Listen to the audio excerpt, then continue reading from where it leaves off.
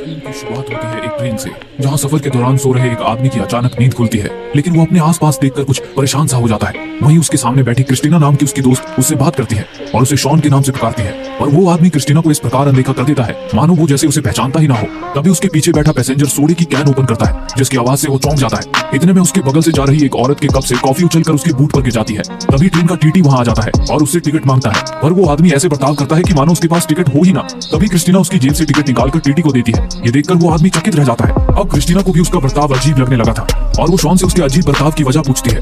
इस बात से चिढ़कर वो आदमी कहता है कि वो शॉन नहीं है और ना ही वो क्रिस्टीना को जानता है। उसका नाम तो कैप्टन कोल्टर है और वो यूएस आर्मी के लिए अफगानिस्तान में हेलीकॉप्टर उड़ाता है। ये सुनते ही क्रिस्टीना हंसने लगती है। उसे लगता है कि शॉन जरूर उसके साथ कोई मजाक कर रहा है। तभी ट्रेन एक स्टेशन पर रुकती है। ये देख शॉन, जो खुद को कैप्टन कोल्टर बता रहा था, वो भी तुरंत वहां से उठकर बाहर की तरफ जाने लगता है। इसी बीच एक लड़का भागता हुआ बाहर की तरफ जाता है और एक आदमी को उसकी सीट पर छूटा हुआ उसका पर्स लौटा देता है। तभी कैप्टन कोल्टर उस लड़के से पूछता है कि ये कौन सी जगह है। वो लड़का उसे बताता है कि ये शिकागो शहर है। ये बताकर वो लड़का भी अपने रास्ते निकल जाता है। इतने में ट्रेन वापस चल पड़ती है और कोल्टर वापस अपनी सीट पर जाकर बैठ जाता है। तभी अचानक कोल्टर को ट्रेन के शीशे पर अपनी जगह किसी और का ही चेहरा दिखाई देता है। ये देखकर उसके होश ही उड़ जाते हैं। वो तुरंत उठकर बाथरूम में जाता है और एक नजर झांककर आईने में देखता है, तो आईने में उसे उसकी जगह कोई और ही आदमी नजर आता है।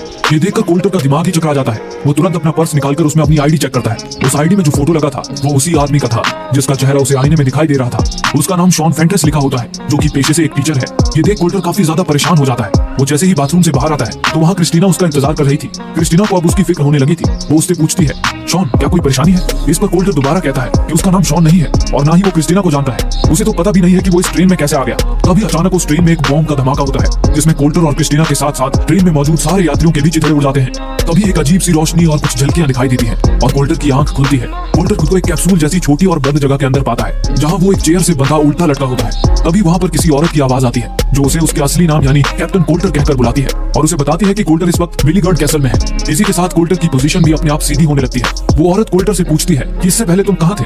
इस पर कोल्टर कहता है कि वो तो अपने मिशन पर था और हेलीकॉप्टर उड़ा रहा था और अचानक वो ट्रेन पर पहुंच गया जहाँ एक धमाका हुआ और अब वो यहाँ है। उसके बाद वो औरत कोल्टर से पूछती है कि क्या वो उसे देख पा रहा है।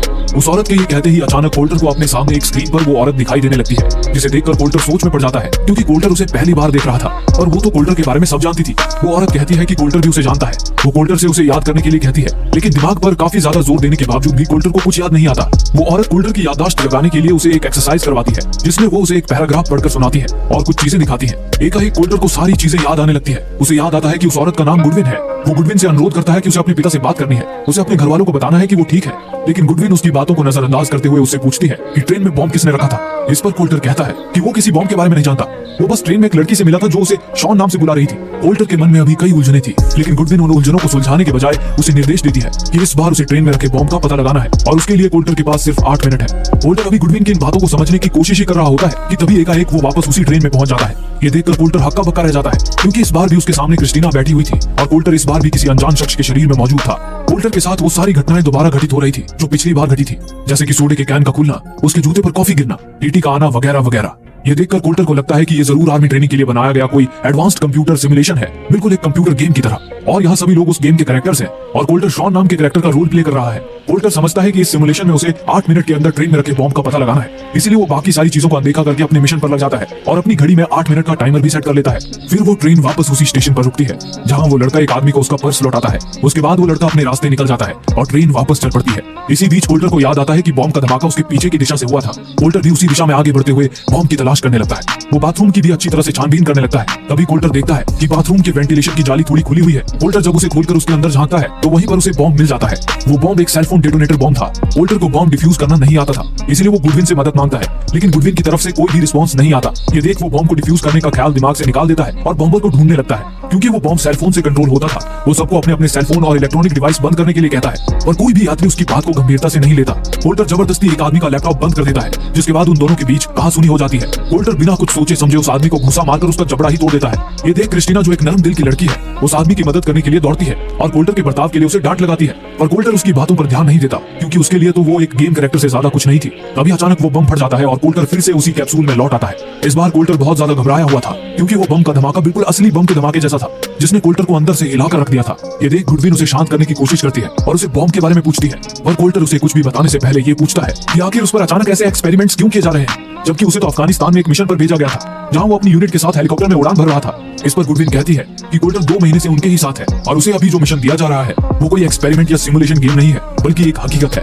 उसके बाद गुडविन उससे पूछती है कि क्या उसे बॉम्ब या बॉम्बर के बारे में कुछ पता चला है, लेकिन अब कोल्टर भी जिद पर अड़ जाता है और कहता है कि अब वो सारी हकीकत जानने के बाद ही उन्हें कुछ बताएगा। ये सुनकर गुडविन अपने कमांडिंग ऑफिसर डॉक्टर रटलेज के ऑफिस में कॉल करती है और उससे कहती है कि उन्हें कोल्टर को शांत करने के लिए उसे कुछ तो जानकारी देनी ही होगी। डॉक्टर उसे इसकी इजाजत दे देता है। फिर गुडविन कोल्टर को बताती है कि अभी वो जिस ट्रेन में था उस ट्रेन में आज सुबह सचमुच एक बॉम्ब ब्लास्ट हुआ था जिसमें सारे यात्री मारे गए थे। उनमें से ही एक यात्री शॉन फेंटस भी था जिसकी जगह अब कोल्टर ने ले ली है। ये सुनने के बाद कोल्टर फिर सोच में पड़ जाता है। गुडविन कहती है कि उसके पास कोल्टर को समझाने के लिए ज्यादा समय नहीं है क्योंकि वही बॉम्बर अब एक दूसरा ब्लास्ट करने वाला है जिसमें कई सारे मासूम लोगों की जानें जा सकती हैं। इसीलिए अभी अच्छा यही होगा कि कोल्टर बगैर कोई सवाल किए उन्हें बॉम्ब के बारे में बताए। आखिरकार कोल्टर उन्हें बताता है कि वो बॉम्ब ट्रेन के बाथरूम में था। ये सुनकर गुडविन कोल्टर के काम की सराहना करती है और उसे आगे बताती है कि वो बॉम्ब जिस वक्त ब्लास्ट हुआ था उस वक्त एक मालगाड़ी भी वहां से गुजर रही थी और वो मालगाड़ी भी इस ब्लास्ट के चपेट में आ गई, जिसका मतलब था कि बॉम्बर ने उस पैसेंजर ट्रेन और मालगाड़ी दोनों को ही साथ में उड़ाने का प्लान बनाया था। उसके बाद गुडविन कहती है कि इस बार कोल्टर को ट्रेन में उस बॉम्बर को ढूंढना है। अगर उस ट्रेन में कोई संदिग्ध व्यक्ति नजर आए तो उसकी अच्छे से जांच पड़ताल करे। इसके लिए कोल्टर के पास फिर से 8 मिनट का समय है। ये कहकर गुडविन कोल्टर की कोई बात सुने बगैर ही उसे वापस उस ट्रेन में भेज देती है। कोल्टर फिर से उन्हीं परिस्थितियों में ट्रेन के अंदर होता है जैसे कि वो इससे पहले 2 बार था, लेकिन इस बार वो क्रिस्टीना से प्यार से बात करता है क्योंकि अब उसे पता था कि ये लोग कोई गेम कैरेक्टर्स नहीं बल्कि असली लोग हैं। क्रिस्टीना की बातों से उसे पता चलता है कि शॉन और क्रिस्टीना हर रोज इसी ट्रेन से अपने अपने काम पर जाते हैं और उनकी मुलाकात सफर के दौरान ही हुई थी। क्रिस्टीना अपने बॉयफ्रेंड के बुरे बर्ताव के कारण काफी परेशान थी और ऐसे समय में शॉन ने उसे सही एडवाइस देकर उसे इस रिलेशनशिप से बाहर आने में मदद की थी, जिस कारण क्रिस्टीना के दिल में शॉन के लिए काफी इज्जत थी। इसके बाद वो क्रिस्टीना से पूछता है कि क्या उसे इस ट्रेन में किसी यात्री का बर्ताव सस्पिशियस लग रहा है। कोल्टर का ये सवाल क्रिस्टीना को काफी अजीब लगता है। तभी कोल्टर को एक आदमी उसी बाथरूम से बाहर आता हुआ दिखाई देता है जिसके अंदर बॉम्ब लगा हुआ था। उसे देखकर कोल्टर क्रिस्टीना से पूछता है कि क्या उसने इससे पहले किसी और को भी उस बाथरूम से बाहर आते हुए देखा था। तो इस पर क्रिस्टीना कहती है कि कुछ देर पहले मैंने तो तुम्हें ही वहां से बाहर आते देखा था। ये सुनकर कोल्टर को अब शॉन, जिसके जिस्म में अब कोल्टर था, उस पर भी शक होने लगता है। वो जब शॉन का बैग खोलकर देखता है तो उसमें उसे शॉन का टूटा फोन और उसकी डायरी के अलावा और कोई भी संदिग्ध चीज नहीं मिलती। उस डायरी में शॉन ने लिखा था कि उसे क्रिस्टीना को कॉफी के लिए पूछना है। उन चीजों को देखकर कोल्टर का शॉन पर से शक दूर हो जाता है। अब कोल्टर का पूरा शक उसी आदमी पर आ जाता है जो बाथरूम से निकलने के बाद अगले स्टेशन पर उतर गया था। कोल्टर भी उसके पीछे जाने लगता है, लेकिन तभी उसे क्रिस्टीना का ख्याल आता है। उसे क्रिस्टीना को यहाँ मरने के लिए छोड़ देना सही नहीं लगता और वो क्रिस्टीना को किसी तरह अपने साथ इसी स्टेशन पर उतरने के लिए मना लेता है और क्रिस्टीना को स्टेशन पर बिठाकर खुद उस आदमी के पीछे जाता है। वो आदमी काफी घबराया हुआ लग रहा था। इसी घबराहट में वो आदमी बाथरूम में जाकर उल्टी कर देता है। उसकी हरकतें देखकर कोल्टर का शक यकीन में बदल जाता है कि वो ना हो वो आदमी ही बॉम्बर है।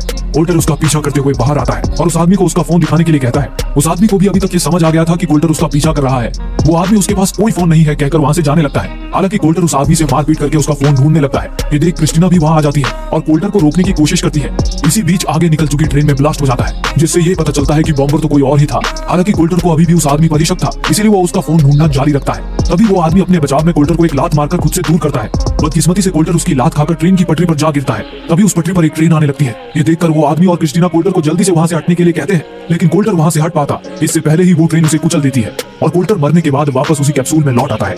इस बार अचानक उस जगह की बिजली चली जाती है और गुडविन से भी उसका संपर्क टूट जाता है। उधर गुडविन लगातार कोल्टर से संपर्क करने की कोशिश कर रही होती है, लेकिन तब तक कोल्टर का ठंड से बुरा हाल हो जाता है क्योंकि उस जगह का तापमान लगातार तेजी से नीचे गिरता जा रहा था। कोल्टर वहां से निकलने का रास्ता ढूंढने लगता है। तभी उसे उस जगह पर एक टूल से भरा हुआ बैग मिल जाता है। उधर गुडविन और डॉक्टर रटलेज भी कोल्टर से संपर्क करने में लगे होते हैं। इसी दौरान कोल्टर किसी तरह उन टूल्स की मदद से वहां की बिजली को ठीक कर लेता है, जिससे वहां का हीटर ऑन हो जाता है और उसका कंप्यूटर भी वापस शुरू हो जाता है। ये देखकर कोल्टर सुकून की सांस लेता है और गुडविन से संपर्क करने की कोशिश करता है। तभी कोल्टर देखता है कि गुडविन के कंप्यूटर पर रटलेज बैठा हुआ था। कोल्टर ने पिछली बार डॉक्टर रटलेज को गुडविन से बात करते हुए सुना था और उनकी बातों से कोल्टर ने अनुमान लगाया था कि रटलेज ही यहाँ का प्रमुख है। कोल्टर उससे पूछता है कि क्या उसने इस कैप्सूल का इन्वेंशन किया है। रटलेज हाँ में जवाब देता है और कोल्टर से पूछता है कि क्या उसने बॉम्बर का पता लगा लिया है। कोल्टर उसे बताता है कि वो बॉम्बर को ढूंढने में नाकामयाब रहा, लेकिन उसने क्रिस्टीना नाम की पैसेंजर को उस धमाके से बचा लिया था और वे लोग शायद इसी तरह से बाकी लोगों को भी बचा सकते हैं। ये सुनकर रटलेज कहता है कि वो लड़की बची है तो सिर्फ सोर्स कोड के अंदर, लेकिन असल में तुम उसे तो क्या किसी को भी मरने से नहीं बचा सकते हो क्योंकि वो लोग पहले से ही मर चुके हैं। इस पर कोल्टर पूछता है कि आखिर ये सोर्स कोड क्या चीज है।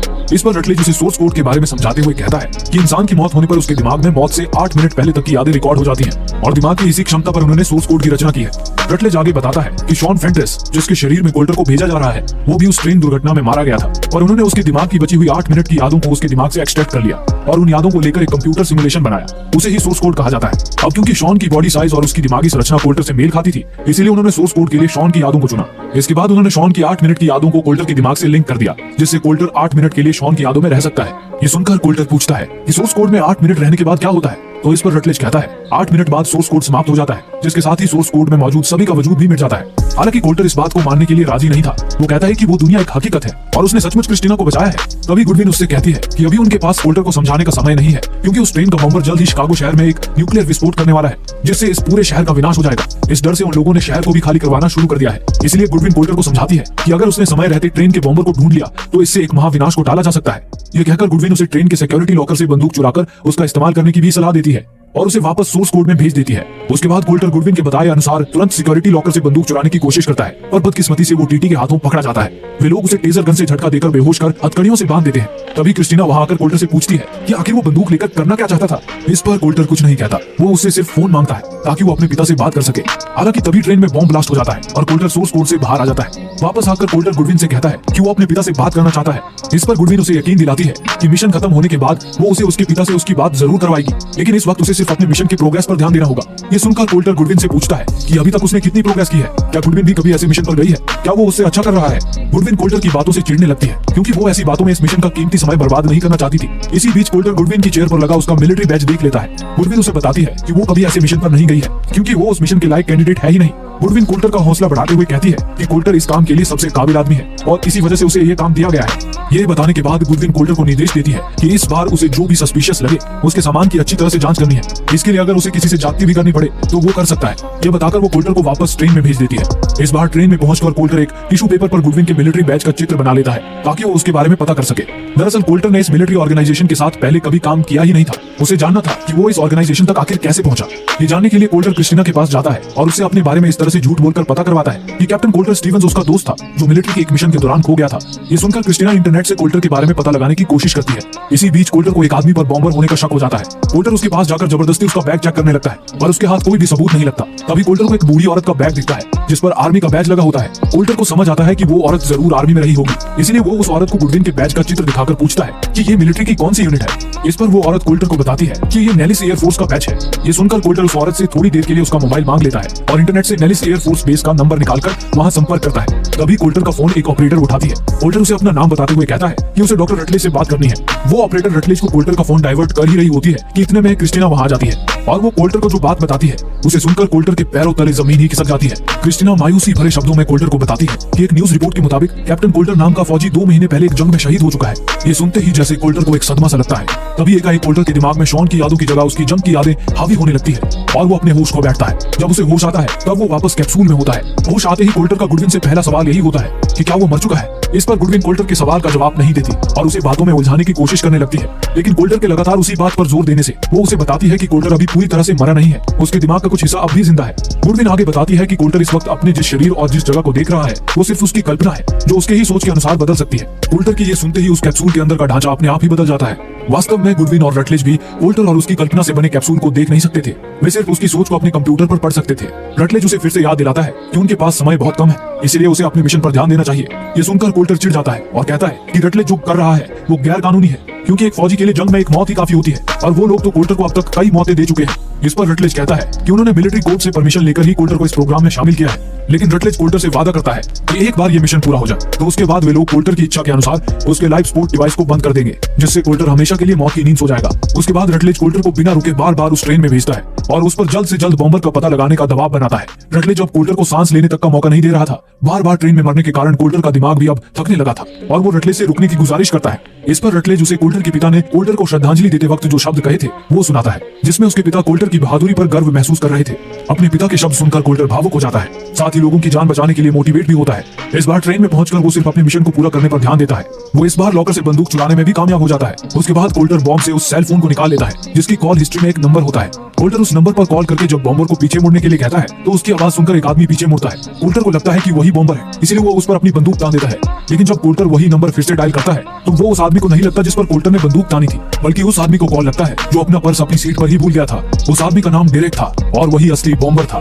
डेरेक ने जानबूझकर अपना पर्स सीट पर छोड़ दिया था ताकि बॉम्ब ब्लास्ट के बाद पुलिस वालों को उसके पर्स से उसकी आईडी मिले, जिससे उन्हें लगे कि डेरेक भी उस बॉम्ब ब्लास्ट में मारा गया है। हालांकि वो लड़का डेरेक को उसका पर्स लौटा देता है, लेकिन थोड़ा आगे जाकर डेरेक अपना पर्स वापस उस ट्रेन के अंदर डाल देता है, जिसे देखकर कोल्टर का शक अब यकीन में बदल जाता है। इतने में ही ट्रेन वापस चल पड़ती है और कोल्टर डेरेक को पकड़ने के लिए चलती ट्रेन से कूद जाता है। उसे देखकर क्रिस्टीना तुरंत ट्रेन को रुकवा देती है। उसके बाद कोल्टर डेरेक के पास जाता है और उसकी गाड़ी का नंबर याद कर लेता है, फिर उस पर अपनी बंदूक तान देता है। डेरेक को भी अब पता चल जाता है कि उसका पर्दाफाश हो चुका है, इसलिए वो कोल्टर को अपने अगले तबाही का प्लान दिखाता है। कोल्टर देखता है कि डेरेक की गाड़ी में न्यूक्लियर बॉम्ब रखा हुआ था, जिसे देखकर कोल्टर भी हैरान रह जाता है कि तभी क्रिस्टीना कोल्टर को ढूंढती हुई वहां आ जाती है, जिससे कोल्टर का ध्यान भटक जाता है। इतने में मौका पाकर डेरेक कोल्टर और क्रिस्टीना दोनों को ही गोली मार देता है। कोल्टर मरने से पहले डेरेक से पूछता है कि आखिर वो अपने ही देश को क्यों तबाह करना चाहता है, तो इस पर सनकी डेरेक उसे बताता है कि ये दुनिया अब नर्क बन चुकी है और वो चाहता है कि ये दुनिया नष्ट हो जाए ताकि यहाँ फिर से एक नई दुनिया का निर्माण हो सके। ये बताकर डेरेक वहाँ से चला जाता है। तभी हम देखते हैं कि डेरेक ने अपने बॉम्ब में एक दूसरा सेलफोन भी लगा रखा था, जिससे वो ट्रेन में ब्लास्ट कर देता है। ये देखने के साथ ही कोल्टर मरकर वापस कैप्सूल में आ जाता है। वापस लौटकर कोल्टर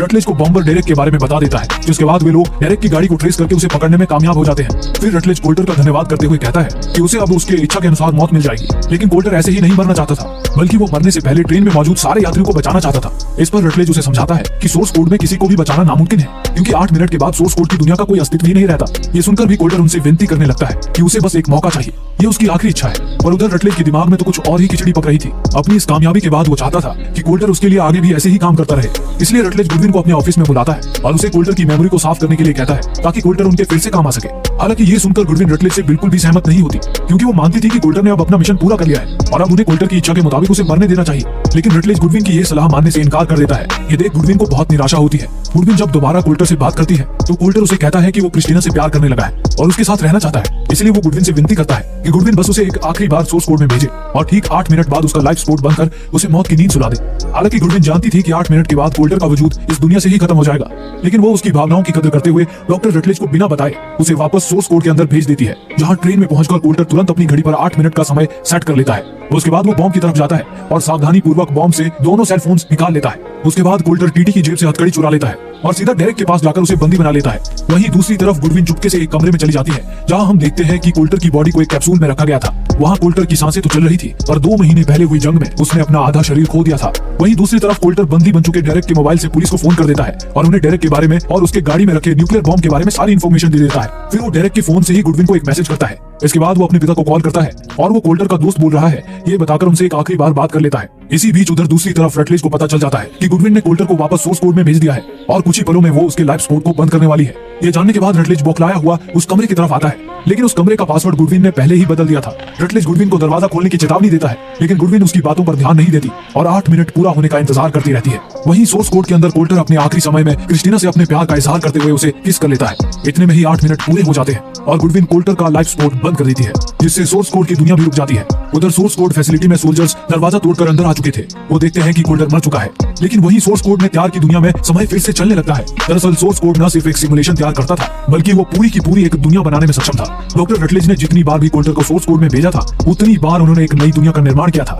8 मिनट के बाद तो सिर्फ कोल्टर सोर्स कोड से बाहर आता था, लेकिन सोर्स कोड से तैयार की गई दुनिया उसके बाहर आने के बाद भी असली दुनिया की तरह चलती रहती थी। लेकिन ये बात डॉक्टर रटलेज या उसकी टीम नहीं जानती थी। लेकिन अब असली दुनिया में कोल्टर के मरते ही कोल्टर का दिमाग हमेशा के लिए शॉन के शरीर में ही रह जाता है। फिर कोल्टर क्रिस्टीना के साथ ट्रेन से बाहर आ जाता है और शॉन के रूप में ही क्रिस्टीना के साथ नई जिंदगी शुरू करता है। उसके बाद हम इसी सोर्स कोड की दुनिया की गुडविन को देखते हैं, जो अपने ऑफिस पहुंची थी। इस दुनिया में अभी तक ट्रेन एक्सीडेंट हुआ ही नहीं था, जिसका मतलब था कि डॉक्टर रटलेज और गुडविन ने अभी तक सोर्स कोड का इस्तेमाल शुरू ही नहीं किया था और न ही गुडविन ने कभी कोल्टर से बात की थी। उसी वक्त गुडविन को कोल्टर का एक मैसेज आता है। ये वही मैसेज था जिसे कोल्टर ने बॉम्बर को पकड़ने के बाद गुडविन को भेजा था। उस मैसेज में कोल्टर ने लिखा था कि आज उसने और गुडविन ने मिलकर एक बड़े आतंकी हमले को रोका है और उस डेरेक नाम के आतंकवादी को गिरफ्तार भी करवाया है। गुडविन ये मैसेज जब रटलेज को दिखाने उसके ऑफिस में जाती है, तो वहीं एक आदमी रटलेज को बता रहा होता है कि आज शिकागो जाने वाली ट्रेन के अंदर पुलिस ने डेरेक नाम के एक आतंकवादी को गिरफ्तार किया है, जो एक बड़े आतंकी हमले की साजिश रच रहा था। ये खबर सुनकर गुडविन हैरान रह जाती है। वो समझ जाती है कि ये दुनिया सोर्स कोड द्वारा रची दुनिया है और बिल्कुल असली दुनिया की तरह ही है, जहाँ एक और असल दुनिया का कोल्टर मर चुका था, वहीं दूसरी ओर इस दुनिया में एक कोल्टर अब भी जिंदा था, जो अपने मिशन में भेजे जाने का इंतजार कर रहा था।